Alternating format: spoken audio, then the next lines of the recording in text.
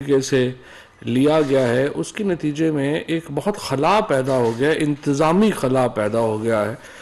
اور اس وقت صورتحال یہ ہے کہ تقریباً 950 اسٹے آرڈرز ہیں 3 ٹریلین روپیز کے ایف بی آر ہی کے خالی، اور یہ 3000 ارب روپیہ ہے جو ہائی کورٹس کے یا عدالتوں کے فیصلوں کی وجہ سے، اسٹے آرڈرز کی وجہ سے ایف بی آر کلیکٹ نہیں کر پا رہا۔ اور یہ اتنی بڑی رقم ہے کہ جس سے ایک بالکل آپ سمجھیے کہ ایک انتظامی بحران پیدا ہو چکا ہے۔ اور کابینہ نے یہ جو اسٹے آرڈرز ہیں ان کے اوپر پہلے پرائم منسٹر صاحب نے اپنی کنسرن کا اظہار کیا تھا، آج کابینہ نے بھی اس کنسرن کا اظہار کیا ہے، اور لا منسٹر اور اٹارنی جنرل سے یہ کہا گیا ہے کہ وہ چیف جسٹس پاکستان کے ساتھ اور جو ہائی کورٹ کے چیف جسٹسز ہیں ان کے ساتھ یہ معاملہ جو ہے وہ اٹھائیں۔ اب اس وقت تقریباً 150 اسٹے آرڈر ہر مہینے جو ہیں ان کا ہمیں سامنا ہے، اور اس میں غلطیاں تو یہ نہیں ہو، یہ بات تو طے ہے کہ ججز کی وجہ سے اسٹے نہیں ہو رہے، اس میں جو وکلا ہے، جو حکومت کے وکلا ہے، ان کی بھی خامیاں ہوں گی، اداروں کی بھی غلطیاں ہوں گی، لیکن یہ ایک بحران ہے جس سے اس وقت حکومت جو ہے وہ مل رہی، ایک نبردآزما ہے۔ اور اس کے ساتھ ساتھ ایک کابینہ نے یہ ریکمنڈیشن بھی کی ہے لا منسٹر صاحب کو کہ وہ جوڈیشری کے ساتھ یہ معاملہ اٹھائیں کہ ایک فورم ہونا چاہیے جس میں کہ جوڈیشری اور حکومت اور باقی ادارے مل کر جو پالیسی ایشوز ہیں ان میں جو ہے وہ کچھ نہ کچھ رابطہ کار طے کر سکے، کیونکہ ابھی بالکل مکمل بریک ڈاؤن ہے جوڈیشری کا انتظامیہ سے، جس کے نتیجے میں ایک بہت بڑا انتظامی بحران جو ہے وہ ملک اس کا سامنا کرتا ہے اور کر رہا ہے۔ اور ہمیں امید ہے کہ چیف جسٹس پاکستان اس معاملے کے اوپر ایک سنجیدہ جو نقطہ نظر ہے جوڈیشری کا وہ اس کے اوپر آئے گا، اور ہم چاہتے ہیں کہ اس طرح کا ایک سیٹ اپ کریٹ ہو جس میں کہ جو بڑے فیصلے ہیں ان میں حکومت میں اور تمام جو دیگر ادارے ہیں، جس طرح سے ان اداروں میں ایک مکمل اس وقت یکجہتی اور یکسانیت ہے، اور پالیسی ڈیسیجن کے اوپر اس وقت حکومت، عمران خان کی حکومت کا سب سے بڑا ایڈوانٹیج ہی یہ ہے کہ وہ اداروں کو ساتھ لے کے چلتی ہے، ہمارا کسی ادارے سے لڑائی جھگڑا نہیں ہوتا، ہم احترام کرتے ہیں۔ آدھے گھنٹے میں سپریم کورٹ نے بلایا، پرائم منسٹر صاحب جو ہیں وہ آدھے گھنٹے میں سپریم کورٹ پہنچ گئے۔ اس سے پہلے آپ کو پتا ہے کہ جب پرائم منسٹر کو بلایا گیا تھا تو انہوں نے تو جا کے سپریم کورٹ پہ حملہ ہی کر دیا تھا۔ ہمارا ایٹیچیوڈ یہ نہیں ہے کہ ہم اداروں کے ساتھ لڑیں، لیکن ہم یہ سمجھتے ہیں کہ یہ کوئی سیاسی فیصلہ نہیں ہوگا، یہ ایک ملک کی ایک سمجھیے کہ بہت ہی اہم انتظامی ضرورت ہے کہ ایک ایسا سیٹ اپ ہو جس میں کہ جو مختلف ایشوز ہیں ان کا پس منظر ان کے سامنے رکھا جا سکے، اور عدالتوں جو ہیں ان کی ایک اس طرح کے اہم انتظامی معاملات میں ایک نقطہ نظر جو ہے عدالتوں کو حکومت کا پتہ ہونا چاہیے۔ ہر معاملے کے اوپر جس طریقے سے اس وقت جو ہے وہ ایک تو پاکستان میں لیٹیگیشن بہت سستی ہے دنیا کے مقابلے میں، لہٰذا ہمارے ہاں ہر شخص جو ہے اور فریولس لیٹیگیشن جو ہے وہ بہت زیادہ ہے، اور اس کے اوپر ایک عمل درآمد کرنے کی ضرورت ہے۔ اس کے ساتھ ساتھ ہم نے جو باقی کیسز بھی دیکھے ہیں، نیب کے مقدمات ہیں، باقی مقدمات ہیں، ان میں جو ایک طوالت ہے وہ ایک پاکستان کے عوام کے لیے ایک بڑی جو ہے وہ سمجھیے کہ ایک مسئلہ بنا ہوا ہے۔ ان معاملات کے اوپر جوڈیشری کو ہم سمجھتے ہیں کہ ایک ایسا سیٹ اپ ہونا چاہیے جس میں کہ ہم مل بیٹھ کے ان معاملات کا کوئی حل جو ہے وہ نکال سکیں۔ اس کے ساتھ میں آپ کو یہ بتا دوں کہ $4 بلین جو ہے وہ ری شیڈیول ہوا ہے 2027 تک، اس میں پیرس کلب اور نان پیرس کلب دونوں جو ہیں وہ شامل ہیں۔ یہاں پہ یہ بھی میں آپ کو بتا دوں کہ اب تک تقریباً ہم $2.5 بلین سے زیادہ کی جو ویکسین ہے وہ پاکستان میں لوگوں کو لگائی جا چکی ہے، اور یہ بالکل مفت ہے۔ میں آپ کو یہاں بھی یاد کرا دوں کہ آپ کو یاد ہوگا کہ سب سے پہلے سندھ کے چیف منسٹر صاحب نے یہ بڑک ماری تھی کہ ہم ویکسین جو ہے وہ منگوائیں گے اور لگائیں گے، لیکن اب تک جو ریکارڈ آج پیش کیا ہے اکنامک افیئرز ڈویژن نے، سندھ حکومت نے $1 کی بھی ویکسین جو ہے وہ نہیں منگوائی، اور ساری ویکسین جو ہے وہ وفاقی حکومت سے ہی جو ہے وہ سندھ میں گئی ہے. اس کے باوجود کراچی میں جو ویکسین کا لگنے کی جو شرح ہے وہ متاثر کن نہیں ہے باقی شہروں کے مقابلے میں, اور اسی وجہ سے کراچی میں زیادہ معاملہ بھی ہوتا ہے. لیکن بہرحال ہمارا خیال یہی ہے کہ اس کو بھی بڑھانے کی ضرورت ہے. تقریباً اس میں $725 ملین جو ہے وہ اس کی ہمیں ویکسین خریدنے کے لیے ملے ہیں. باقی جو ہے وہ مختلف ذرائع سے جو ہے وہ حاصل کیے. $2.5 بلین سے زیادہ ہم نے ویکسین جو ہے وہ درآمد کر کے لگائی ہے, اور اسی وجہ سے ہمارا جو ایک اس وقت خسارہ ہے وہ بھی کافی جو ہے وہ اوپر گیا ہے.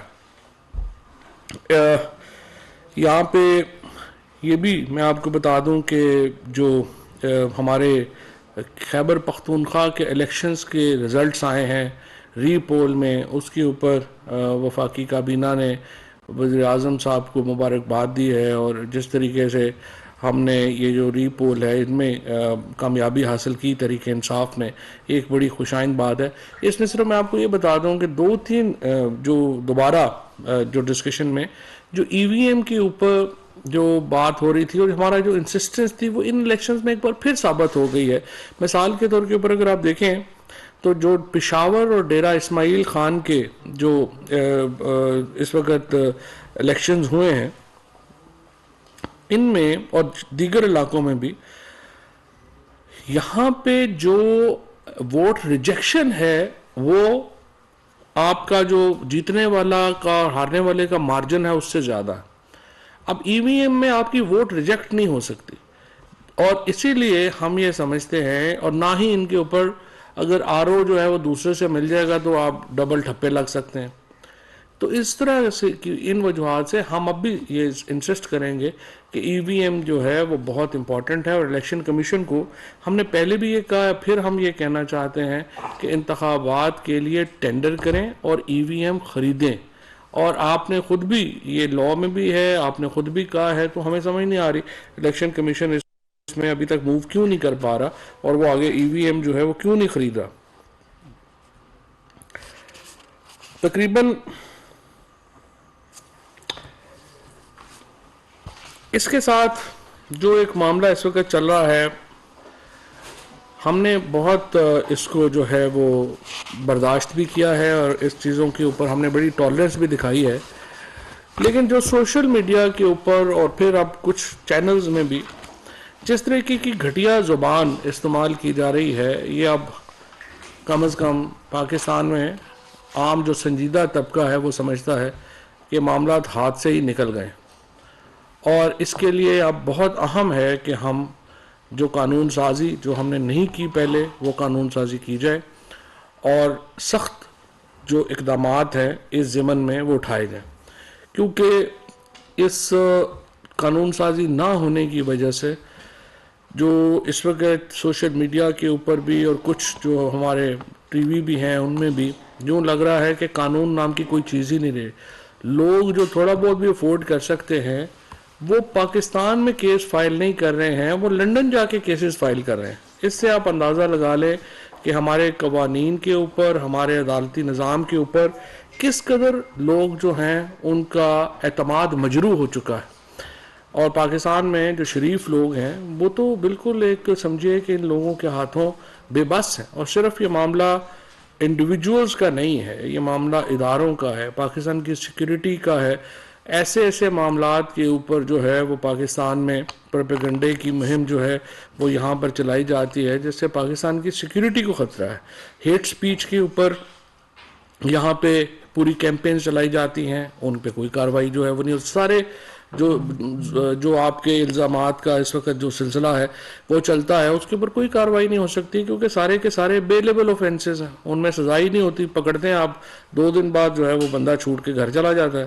لہٰذا ان میں کابینہ نے اس بات کے اوپر زور دیا ہے کہ لاء منسٹری ان قوانین کو بہتر کرے اور ایسے قوانین لائے جائیں جس میں اس طرح کے جو عناصر ہیں ان کے ساتھ سختی سے نپٹا جائے. اور کچھ سے تو انشاءاللہ ہم نبٹ بھی رہے ہیں, اور اس سلسلے میں جو کارروائیاں ہیں وہ اب شروع ہوں گی, اور آپ دیکھیں گے کہ اس کے اوپر انشاءاللہ ہم اس چیز کو لائٹلی نہیں جانے دیں گے.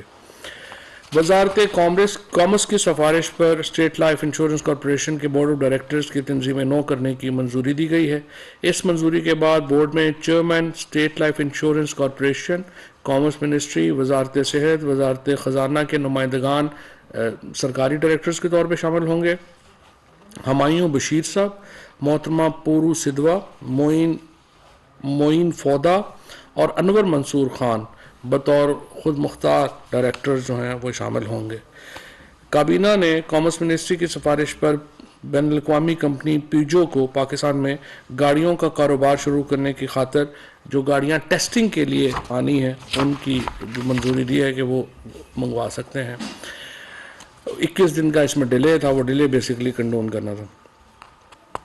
اسی طرح سے کامرس منسٹری کی سفارش پر M S Tricom wind power private limited کو جمپر ٹھٹھا میں 50 میگا واٹ ونڈ اس کا ٹربائن کا منصوبہ ہے، اس کے لیے 2 کرینیں انہوں نے منگوانی ہیں، ان پہ کسٹم ڈیوٹی جو ہے اس کا استثنا دیا گیا ہے۔ 34,500 میٹرک ٹن مونگ کی دال ورلڈ فوڈ پروگرام کے تحت افغانستان کو برآمد کرنے کی اجازت جو ہے وہ دی جائے گی۔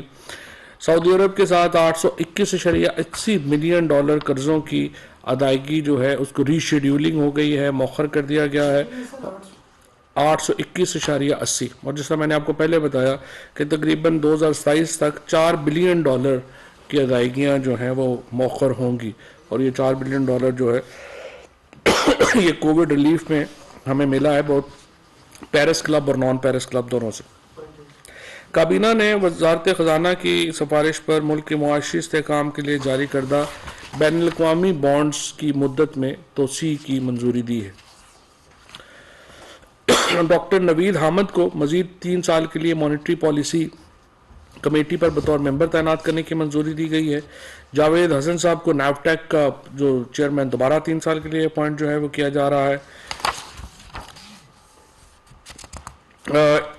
اس کے ساتھ پاکستان کیبنٹ نے پہلی ڈیجیٹل کلاؤڈ پالیسی کی منظوری دی ہے۔ اس میں بنیادی طور کے اوپر اس وقت جو ڈیٹا ہے کلاؤڈ ڈیٹا وہ مختلف جگہوں پہ منقسم ہے، اس کو آئی ٹی منسٹری جو ہے وہ ایک جگہ پہ لانا چاہتی ہے اور اس کے لیے کلاؤڈ پالیسی جو ہے وہ لائی گئی ہے۔ پرسنل ڈیٹا پروٹیکشن بہت ہی امپورٹنٹ لا ہے جو اب چلا جائے گا کابینہ کمیٹی کی ذیلی جو کمیٹی ہے برائے لیجسلیشن اس تک چلا جائے گا۔ اسی طرح سے وزارت داخلہ نے پاکستان اور برطانیہ کے مابین شہریوں کی واپسی کے حوالے سے معاہدے کی رپورٹ جو ہے وہ پیش کی گئی۔ اس مقصد کے لیے داخلہ، خارجہ، انسانی حقوق اور مشیر برائے احتساب پر مشتمل کمیٹی قائم کی گئی تھی، اور اب اس کی سفارشات جو ہیں وہ مرتب ہو گئی ہیں، اب ان کو برطانیہ بھیجا جا رہا ہے۔ اسپورٹس پالیسی 2022 جو تھی وہ آج ہونی تھی، لیکن آج چونکہ وہ ڈاکٹر فہمیدہ مرزا کی طبیعت ٹھیک نہیں ہے تو یہ مؤخر ہو گئی ہے۔ لا اینڈ جسٹس کمیشن میں تعیناتیوں کی منظوری دی گئی ہے۔ جسٹس ریٹائرڈ میاں محمد اجمل، جسٹس ریٹائرڈ فیصل عرب صاحب، جسٹس ریٹائرڈ محمد سائر علی اور سینئر ایڈوکیٹ سید ایاز ظہور جو ہیں وہ کمیشن کے ممبر ہوں گے۔ کابینہ نے federal services tribunal Karachi office Karachi میں ایک کیمپ آفس کے لیے جو ہے وہ سیکریٹریٹ آرٹلری میدان میں زمین الاٹ کی ہے تاکہ وہ اپنا وہاں پہ بنا سکیں۔ ریمڈیزوائر جو 100 mg ہے اس کی ریٹیل پرائس جو ہے وہ 3,967 روپے 34 پیسے تھی، اس کو کم کر کے 2,308 روپے 63 پیسے جو ہے وہ کر دیا گیا ہے۔ یہ میں آپ کو بتانا صرف یہ چاہتا ہوں کہ پاکستان کی کامیابیوں کو اتنا ہم نہیں کرتے۔ یہ ریمڈیزوائر کا جو انجیکشن جو کہ کووڈ کے شروع کے دنوں میں پاکستان میں بہت مہنگا تھا، سفارشوں پہ مل رہا تھا اور بہت ہی مہنگا تھا، اب پاکستان اس کا میجر ایکسپورٹر ہے دنیا میں۔ ریمڈیزوائر یہاں پہ بن کے پاکستان میں باہر جا رہا ہے، اور اسی طرح سے جو کووڈ میٹیریل جو 26 فروری کو 2019 کو جب پہلا کیس آیا تھا ہم کچھ بھی اپنا نہیں بنا رہے تھے، لیکن اب الحمدللہ پاکستان پوری دنیا کو کووڈ کے جو میٹیریل ہے وہ ایکسپورٹ کرتا ہے، یہ بہت ہی ہماری بڑی کامیابی ہے۔ اسی طریقے سے آج ایک اور بڑی جو پالیسی ہے اس میں وزارت صحت نے ایکٹیو فارماسیوٹیکل انگریڈینٹ یعنی API صنعت کی ترقی اور فروغ کے لیے نئی پالیسی دی ہے۔ API یہ ہو رہا ہے کہ اس وقت جو زیادہ تر دوائیاں پاکستان میں بن رہی ہیں وہ اس کی آپ سمجھیں کہ اسمبلنگ ہو رہی ہے. ہم سارا اس کا را مٹیریل باہر سے منگاتے ہیں اور یہاں پہ ہم دوائی بناتے ہیں. اب اس پالیسی میں ہم نے را مٹیریل خود بنانے کا جو ہے وہ ایک قدم اٹھایا ہے کہ یہ جو ساری یہاں پہ دوائیاں فارماسیوٹیکل انڈسٹری نے پچھلے 3.5 سالوں میں بہت ترقی کی ہے. اس کے اوپر بھی ایک پوری پریزنٹیشن میں آپ کو دوں گا. لیکن یہ ایک اب ہم نے ایک نیا سٹیپ یہ لیا ہے کہ را مٹیریلز فارماسیوٹیکل کے پاکستان میں بنے اور اس کے لیے یہ نئی پالیسی جو ہے وہ لائے گئے. ایک اور بہت ہی بڑے فیصلے میں ہم نے فیصلہ کیا ہے کہ اوورسیز پاکستانیز جو کہ پی ٹی آئی کی ایک بہت اہم سپورٹ بیس ہے اور ہم اوورسیز پاکستانیز کے مفاد کے لیے ان کے فائدے کے لیے ہر وقت کچھ نہ کچھ سوچتے ہیں کرتے ہیں.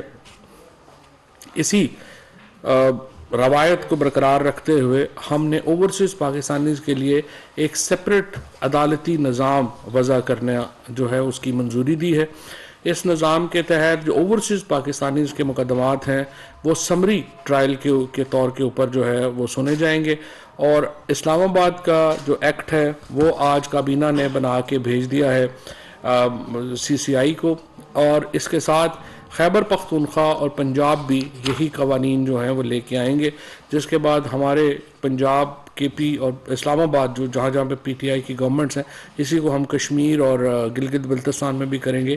وہاں پہ اوورسیز پاکستانیز کے لیے ایک سپریٹ عدالتیں جو ہیں وہ ہوں گی جو سمری کی ٹرائل کی بنیاد کے اوپر کیسز کے فیصلے جو ہیں وہ کریں گی. اصولی طور کے اوپر تو جوڈیشری جو ہے وہ اگر دیکھے تو اس طرح کے مقدمات جو ہیں وہ ہر شہری ہی کا حق ہے کہ وہ جلدی ہوں, لیکن چونکہ یہاں پہ تھوڑا اوورسیز پاکستانیز باہر سے انویسٹمنٹ کر کے آتے ہیں لگاتے ہیں, اتنا عرصہ یہاں رہ نہیں سکتے, ان کی مجبوریاں ذرا زیادہ ہیں, تو ان کے لیے یہ جو ہے وہ کیا گیا ہے کہ اس کو ہم کیسے لے کریں. کابینہ نے بسکا بلاک میں چائنا زنہوا آئل کے جو ورکنگ انٹرسٹ اینڈ آپریشن شپ کا 33.5% حصہ پاکستان پیٹرولیم لمیٹڈ کو منتقل کرنے کا منظوری جو ہے وہ دی ہے. پیٹرولیم منسٹر نے یہ بتایا ہے کہ یہ بڑا ایک پیٹرول کے حوالے سے فرٹائل ایریا ہے اور ہمارا خیال ہے کہ جو اس کے اوپر اس وقت کام ہو رہا ہے وہ غیر تسلی بخش ہے, لہٰذا اس کا بڑا حصہ پاکستان پیٹرولیم کو دیا گیا ہے کہ وہ خود ایک ایکسپلوریشن کی وہاں پہ کوشش جو ہے وہ کرے. بریگیڈیئر ریٹائرڈ توفیق احمد صاحب کو MP1 اسکیل میں director general national institute of electronics کے عہدے پر تعینات کیا گیا ہے. NI national institute of electronics بہت ہی اہم ادارہ ہے وزارت سائنس کا. مجھے امید ہے کہ اس سے ایک بہت بڑا جو تبدیلی ہے وہ اس میں آ سکے گی. نیشنل اکنامک کونسل کی سالانہ رپورٹ 2020-21 جو ہے وہ پیش کی گئی ہے. اس کے بعد کابینہ نے کمیٹی برائے ٹرانسپورٹ اینڈ لاجسٹک کے 27 جنوری 2022 کے منعقدہ اجلاس میں لیے گئے فیصلوں کی توثیق کی ہے. اس میں سب سے امپورٹنٹ جو Karachi port trust Pipri dedicated freight corridor ہے منسٹری آف ریلویز کا, یہ جو ریلوے ہے یہ ایک کراچی کے لیے اور پورٹ کے لیے گیم چینجر پروجیکٹ ہے, جس کے بعد ایک ریلوے کو ایکسیس ہو جائے گا پورا. ایک تو یہ کہ وہ پورٹ کے اندر تک جا سکیں گے, اور دوسرا ایک یہ جو ہمارے وہاں پہ کنٹینرز ہیں ان کو سٹور کرنے کے لیے ایک پورا نیا پروجیکٹ جو ہے وہ بنائیں گے. گیم چینجر پروجیکٹ ہے ریلوے کا اور منسٹری آف میری ٹائم کا, جو کراچی بندرگاہ کو ایک بالکل بدل کے رہ جائے گا. ادارہ جاتی اصلاحات کمیٹی یعنی کیبنٹ کمیٹی اور انسٹیٹیوشنل ریفارمز کے 5 اور 12 جنوری کے منعقدہ اجلاسوں میں لیے گئے فیصلوں کی توثیق کی گئی ہے. اس میں جو مرجر ہوگا جو IFC ہے یعنی انڈسٹری فیسیلیٹیشن سینٹر, اس کو پاکستان انڈسٹریل ڈیولپمنٹ کارپوریشن میں مرج کر دیا گیا ہے اور ministries of industries and production میں اس کو ڈال دیا گیا ہے. اسی طرح سے جو شوگر ایڈوائزری بورڈ ہے اس کو ابھی اس کے اوپر حتمی فیصلہ نہیں ہوا, بہرحال اگلی دفعہ آئے گا تو دیکھیں گے.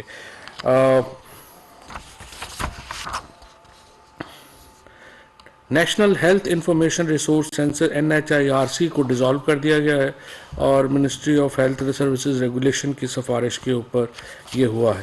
ECC کے 9 فروری 2022 کے جو اجلاس ہیں ان میں جو فیصلے ہوئے ہیں ان کی جو ہے وہ توثیق کی گئی ہے. اس میں 555 ملین روپیہ پروکیورمنٹ پروجیکٹ کے لیے پیپرا جو ہے اس کو دیا گیا ہے. ٹیکنیکل سپلیمنٹری گرانٹ 8.190 بلین کی جو ہے وہ سسٹینیبل ڈیولپمنٹ گولز کی جو ہے وہ دی گئی ہے سیپ پروگرام کی. اسی طرح سے پاکستان آرمی کی جو کووڈ-19 ریلیٹڈ ریکوائرمنٹس ہیں ان کو پورا کرنے کے لیے جو پیسے تھے وہ ریلیز کیے گئے ہیں. اسی طریقے سے جو آج کابینہ نے 15% جو سیلری انکریز کی تھی پرائم منسٹر صاحب نے بلوچستان میں اعلان کیا تھا جو سول آرمڈ فورسز کی اس کی جو ہے وہ منظوری دی ہے. اور اسی طریقے سے جو وفاقی حکومت کی 1 تا 19 تک کے ملازمین ہیں ان کے لیے بھی 15% ڈسپیرٹی ریڈکشن الاؤنس جو ہے وہ اپروو کیا گیا ہے. یہ تھے جی آج کے معاملات. جناب صاحب نوید حکومت آج نیوز سے یہ بتائیے گا کہ کابینہ نے آج کوئی پیٹرولیم سمری کے اوپر بھی کوئی غور کیا ہے کہ پیٹرولیم بڑھے گی کم ہوگی قیمت اس حوالے سے بتائیں گے آج کیا ہوگا؟ یہ کابینہ کا فیصلہ نہیں ہوتا, یہ فیصلہ جو ہے یہ تو جو ہے وہ ایک فائنانس منسٹری کا فیصلہ ہوتا ہے. لیکن جو اس وقت حالات ہیں اس میں ظاہر ہے کہ اس کے علاوہ کیا چارہ ہوگا کہ آپ پیٹرول کی قیمت جو ہے وہ بڑھائیں گے. اس میں دیکھیں تیل ہمارے ہاں تو ظاہر ہے ہم تو نہیں ہمارے یہاں پروڈیوس تو نہیں ہوتا, یہ تو دنیا میں پروڈیوس ہو رہا ہے. اس وقت جو حالات چل رہے ہیں یوکرین میں اور دنیا آپ دیکھیں کس طرح سے ایک دوسرے کے حالات کو متاثر کرتی ہے کہ یوکرین کے اور جو اس وقت یورپ میں اور جو ٹینشن بنی ہوئی ہے امریکہ میں اس کی وجہ سے جو انٹرنیشنل پرائس ہے آپ کی تیل کی وہ شوٹ اپ ہو گئی ہے. اب وہ اس میں ہم کتنی دیر جو ہے وہ روک سکتے ہیں. ہمارے ہاں تو بلینز آف روپیز ہمارے پاس تو ہے نہیں جو کہ ہم جو ہے روزانہ اس میں دے سکیں. تو ظاہر ہے قیمتیں بڑھیں گی, اس میں کوئی شبہ نہیں. ثناء اللہ صاحب ایک تو یہ بتایا آپ نے کہا کہ سندھ نے ڈالر کی بھی ویکسین نہیں خریدی, پنجاب اور کے پی نے کتنی امپورٹ کی؟ انہوں نے کہا ہی نہیں تھا نا, انہوں نے تو پہلے ہی کہا تھا کہ ہم فیڈرل گورنمنٹ سے لیں گے. میں تو صرف ان بڑکوں کی بات کر رہا ہوں جو لگائی جا رہی تھی اس میں. اچھا سر یہ بتائیں کہ اپوزیشن جو آج کل بات کر رہی ہے تحریک عدم اعتماد لانے کی, آپ کی حکومت کل بھی آپ کی میٹنگ ہوئی تھی, اسٹریٹجی کیا ہے, کس طریقے سے نپٹا جائے گا, آیا کہ آپ تیار ہیں اس چیز کے لیے؟ لیکن یہ پہلی بات تو یہ ہے کہ یہ جو تحریک عدم اعتماد انہوں نے لانی ہے اس دن بھی آپ نے دیکھا کہ ان کا یہ تو 3 سال میں تقریباً 13 کوششیں کر چکے ہیں حکومت ہٹانے کی, ان سے حکومت نہیں ہٹی. اب سوال یہ ہے کہ یہ جو فضل الرحمان صاحب ہیں یا بلاول صاحب ہیں یا مریم ہیں یا شہباز شریف صاحب ہیں, اب آپ مجھے بتائیے کہ حکومت ہٹانے کی ان کی اس وقت ان میں سخت ہے. اس وقت تو یہ اپنے بوجھ کے تلے دبے ہوئے ہیں. فضل الرحمان صاحب کو آپ سمجھتے ہیں کہ کیا وہ پاکستان میں حکومت بنا سکتے ہیں؟ 1150 پاکستان میں سیٹیں ہیں جن پہ الیکشنز ہوتے ہیں. جے یو آئی الیکشن ہی 60-70 سیٹوں پہ لڑتی ہے. پی ایم ایل این جو ہے وہ 6 ڈویژنوں کی پارٹی ہے. پیپلز پارٹی جو ہے وہ 5 ڈویژنوں کی پارٹی ہے. اب یہ سارے جب ایک دوسرے کے ساتھ اکٹھے ہوتے ہیں تو پھر عمران خان کی بات آپ کو یاد آنی چاہیے کہ یہ سارے چور اکٹھے ہو جائیں. تو ان کا اکٹھے ہونے کا مقصد صرف ایک ہے, وہ یہ کہ اپنے جو مقدمات ہیں, جب بھی آپ شہباز شریف کا جو کیس ہے جس کے اوپر ابھی فروخ حبیب جو ہے وہ ریزولوشن بھی لے کے جا رہے ہیں نیشنل اسمبلی کے اجلاس میں کہ یہ اجلاس یہ جو کیس ہے اس کو لائیو دکھایا جائے تاکہ لوگ دیکھ سکیں کہ کس طرح سے چپڑاسی مقصود چپڑاسی جس کی تنخواہ بیچارے کی 20-25 ہزار ہے اس کے اکاؤنٹ سے 4 ارب روپیہ نکل آیا. مسرور احسن جو ہے جو 15,000-18,000 کا ملازم تھا اس کے اکاؤنٹ سے اربوں روپے نکل آئے. منظور پاپڑ جو والا جو پاپڑ بیچتا تھا اس کے اکاؤنٹ سے, تاکہ یہ لوگ یہ ساری ایویڈنس جو ہے وہ خود دیکھ سکیں. یہ بڑا امپورٹنٹ ہے کہ یہ کیس جو ہے وہ چلے اور اسمبلی میں انشاءاللہ اس پہ بڑی بحث ہوگی اس بار کہ کیا ایسے مقدمات جو ہیں ان کو لائیو دکھانا چاہیے یا نہیں دکھانا چاہیے. اور میرا یہ خیال ہے کہ یہ اگر ان کیسز سے بچ گئے تو تحریک عدم اعتماد لائیں گے نا. فی الحال تو مجھے تحریک عدم اعتماد تو نظر نہیں آ رہی ہے, مجھے جیلیں نظر آ رہی ہیں جو ان سب کے لیے تیار ہیں. سر 2 سوال چھوٹے چھوٹے. سر ایک تو یہ کہ آپ کے جو اتحادی ہیں ایم کیو ایم کے امین الحق صاحب, انہوں نے ایک پروگرام میں کیٹیگوریکلی کہا کہ ہم نے جو دورے کیے تھے اپوزیشن سے یا سیاسی رہنماؤں سے ملے ہیں اس کا مقصد تھا کہ انہوں نے جو بلدیاتی بل پہ ہماری حمایت کی اس کا شکریہ ادا کرنا تھا. دوسرا کل مولانا سلائی صاحب نے بڑا کیٹیگوریکلی کہہ دیا کہ ہم साथ है प्राइम मिनिस्टर के या पीटीआई की गवर्नमेंट के, आप समझते हैं कि ये अदम एतमाद लाने के काबिल भी हो सकेंगे कि नहीं? अच्छा, दूसरा सवाल मेरा ये कि आपने अरेंजमेंट पे जो बात की है, एक ज़माना था कि मोहतरमा बेनज़ीर भुट्टो, नुसरत भुट्टो के ऊपर भी बड़ा कीचड़ उछाला जाता था।